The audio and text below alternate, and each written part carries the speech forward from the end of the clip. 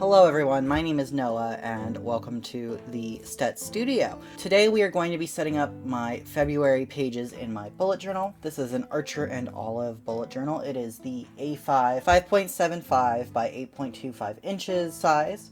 It has a linen cover, it has 192 pages and 100 GSM white dock grid paper, and it has a constellation on the front. I believe that is the Big Dipper. And I also have this pen, which is a pre-fount platinum 05 millimeter, or I think it's 05M, I think that stands for millimeter, fountain pen, and it has black ink in it, and it is converted to be a plunger pen. So this is what I've been using since mid-January. My only complaint with this bullet journal so far is that it picks up all the little pieces of dust, all the little pieces of hair, especially the cat hair. So if you're thinking about getting a linen cover, you may want to pick a lighter color than this. Just a thought, but yeah, that's really my only thought so far. And yeah, I set this up last month. Y'all seemed to really enjoy that video, so we're going to do February's setup. I have all of my supplies here. You do not need this many things. I recently have increased my stationery supplies collection, and most of these things are new. None of them are necessary really, other than a pen or a pencil, and it does not need to be a fountain pen. I will not be using this for like drawing or setting up. This is what I use for actual writing. And yeah, so that's where I am. I'm going to bring you down close and we're going to get started. I started with the cover for the month, which is usually where I start.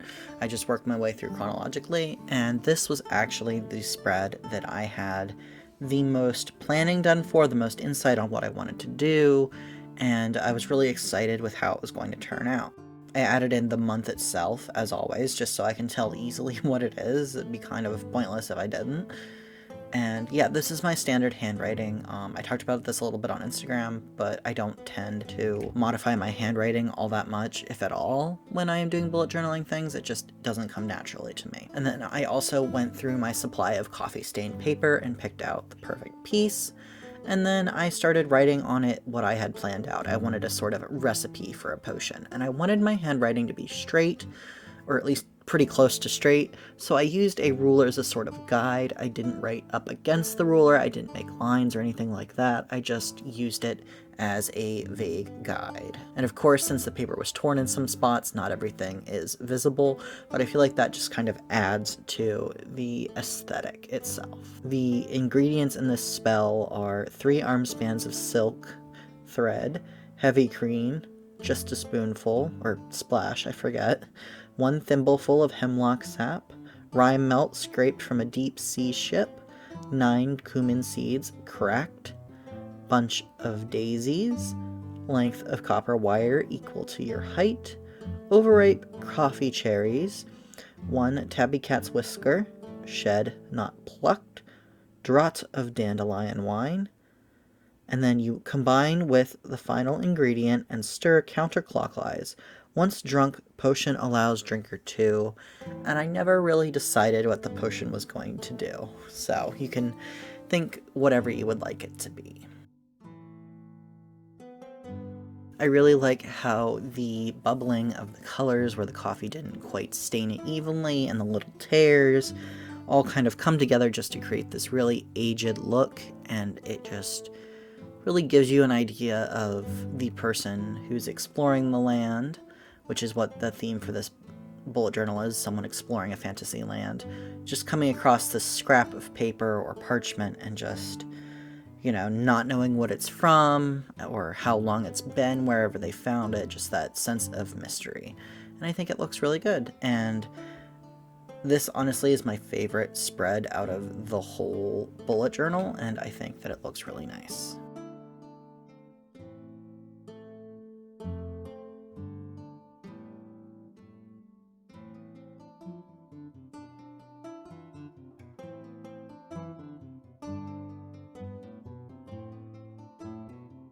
I had some extra room at the bottom, and I wanted to make sure that it was kind of, you know, mysterious as to what the potion was for, so I ripped off the end, and I ended up doing some of that to the top as well, just to make it look a little more ragged.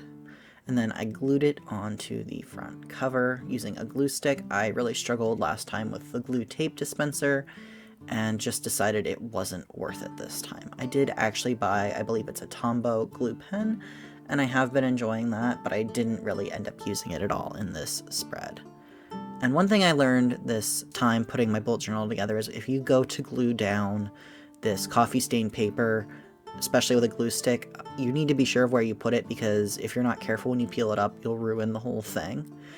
And then I put some paint on the bottom of a jar that I use for paint water and did some splatters as well, kind of just giving that potion masters or potion creators desk look, so to speak. And then I moved on to the February overview. Now, I think out of all of them, this is the one I'm the least happy with, but we'll get to that in a minute. I decided I wanted to do some stamping and get creative with more parchment paper just to sort of bring the whole look together, since there was a lot of the coffee stained parchment paper on the cover. So I glued some in different spots, and yeah, I really do like this look, and I'm glad that it's something I decided to incorporate this year.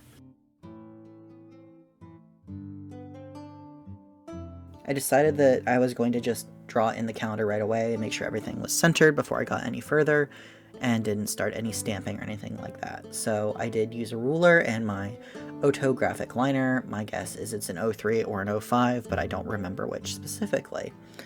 And I added that in. Each box is 6 spaces by 6 spaces, and my calendars always start on Monday. And this year, to save space, I have been doing something where I take any days at the end of the month that will fit up in the first week and putting it up there.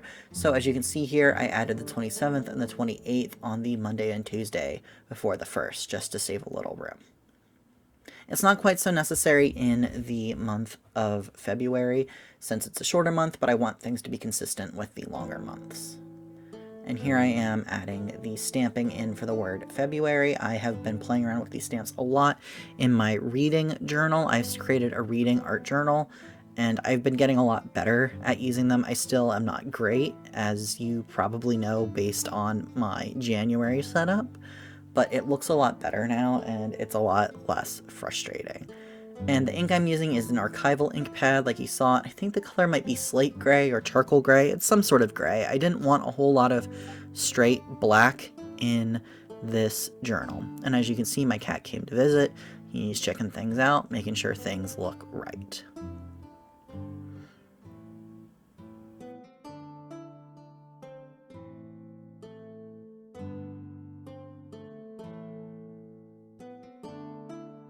And then I added in the word overview using the stamps again.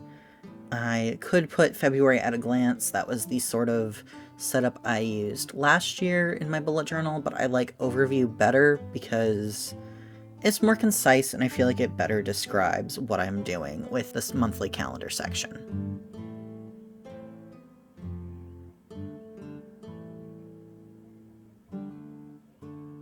As you can see, there's a lot of the edge of the extra ink, and I really do find that kind of annoying, but what can you do? Especially when you're learning. I just move on. Then I added in a little bit of color with my gray mild liner highlighter. For the first quarter, I decided I was going to just use the color that I assigned to the first quarter rather than picking a different color for each month, and it creates a little more consistency across the whole bullet journal. And then I decided I wanted to do, rather than just straight up splatters, I wanted to do some drips. But as you can see, I really struggle with that. The paint just kind of absorbed into the paper, which is what it's supposed to do. It's not supposed to sit on top, so it's more of me trying to do something and it just not doing it because it's not really what it's intended for. And I did figure out eventually how to get it to go down the page. Basically, I had to add the paint in the water at a near vertical angle and then blow onto it from above, and that kind of helped it go down the page. But I really didn't like how the drips looked, so I do come back and change it up a little bit later. And then I started working on the next spread, which is the February's Big Project. This is a special spread just for working on one big project each month. It's something I'm doing to keep myself on track this year, and this little piece is just a scrap of a spell, and I thought it would be fun if it was a burnt scrap for a potion that created fire breathing. So just a little bit of visual storytelling. And it says, heat to, a certain degree and then stir exactly. Side effects include uncontrollable, which you'll see in a minute.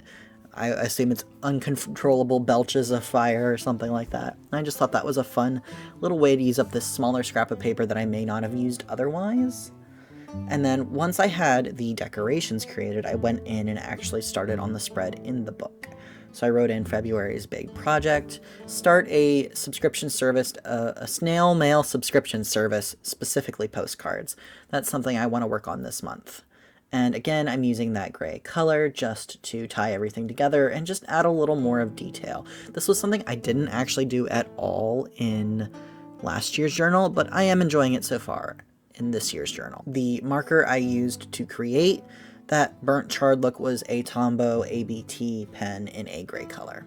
As you can see, here's where I try and remove it to try and fix where I want to put it, and you can see that just a bunch of the paper tears apart, but I was able to stick it back in there with minimal issues. Next page is my February to-do, and I started by drawing in a sort of beaker or flask of a potion that's being heated over a candle. This is where you would put a Bunsen burner in, real life in our reality. But I wanted it to look a little more fantasy and old-fashioned, so I drew in a candle and I added some notes. It says, Dr. M, perpetual candle used to heat potion consistently. So I was just imagining some sort of candle or spell that would keep the heat of the flame exactly the same so that you could consistently heat a potion to the same temperature the whole time. Sort of like when you preheat an oven to a specific temperature.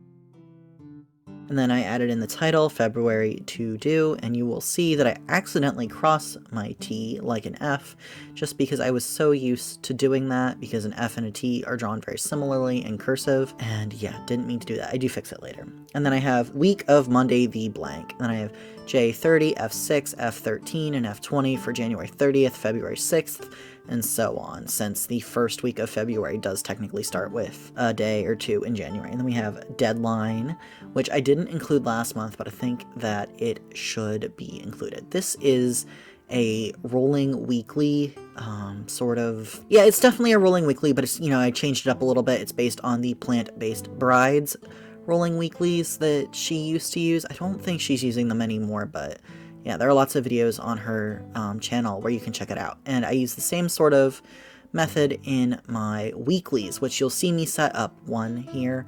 Unless there's something really interesting going on, I usually only show 1 week, although I do set them all up at once. This time I didn't actually record any of the illustrations I added. I did do that later. And at the bottom of every rolling weekly, we have the days of the week with the dates, and then I can write specific events or appointments or whatever in here. And I didn't really like the way this looked when I set it up last month, but it ended up being really useful, and honestly, it takes up the amount of space proportionate to the amount that I use it. I don't use it that much, so it's nice not to waste all that paper and space on something I don't use that much.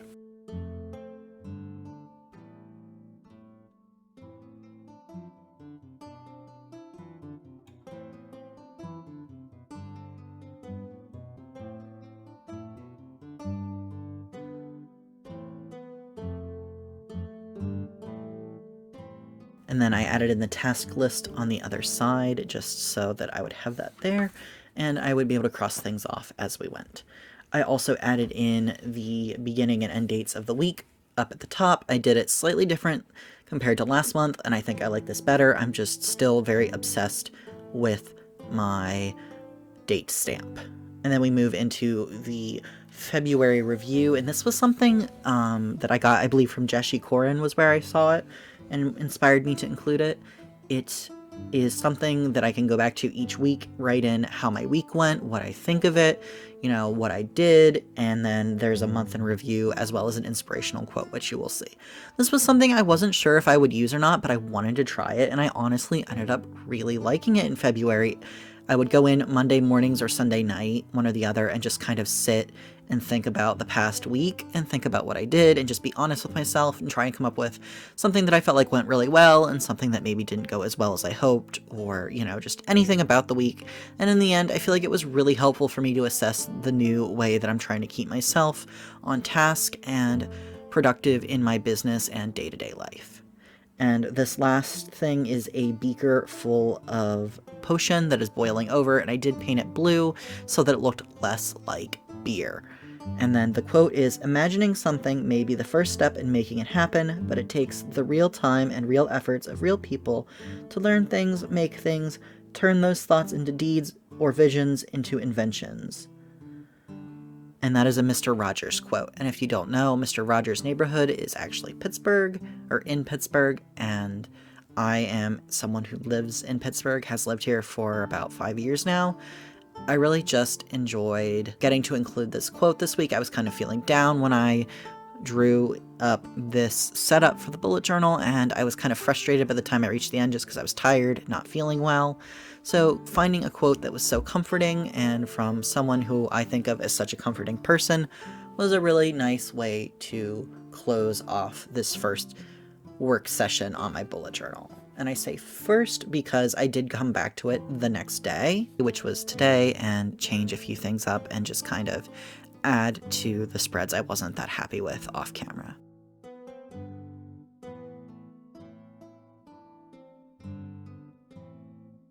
And of course, Ravioli had to come in and help me again, and I did end up actually having to hold him while I do the flip through just because he was so needy and clingy this morning, and honestly, I don't really mind.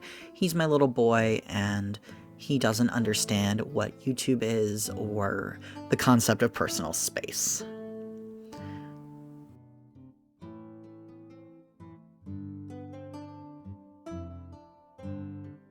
So once I got him sorted, I opened it up, and yeah, I still love this front cover. It's my favorite, and I think it's really pretty. I think that it looks really good. It really just gives off that vibe I wanted it to give off. The February overview I like a little bit more now that I've added some more splatters to it. I just kind of gave up on the drips, and I think that that helped. The big project really just looks the way it did to begin with, and it's simple, but I like it.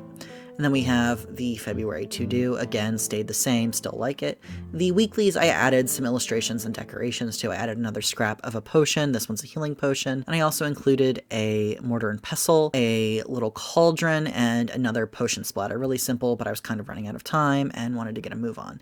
It's simple, but I really like it. And again, here is the month in review, and I am very happy with how it turned out. And yeah, that's really all I've got for you this time. Thank you so much for spending this time with me, for checking out my channel. Be sure to like, subscribe, hit that thumbs up, whatever, all that silliness, ring the bell, and thank you for spending some time in the Stet Studio with me. Bye!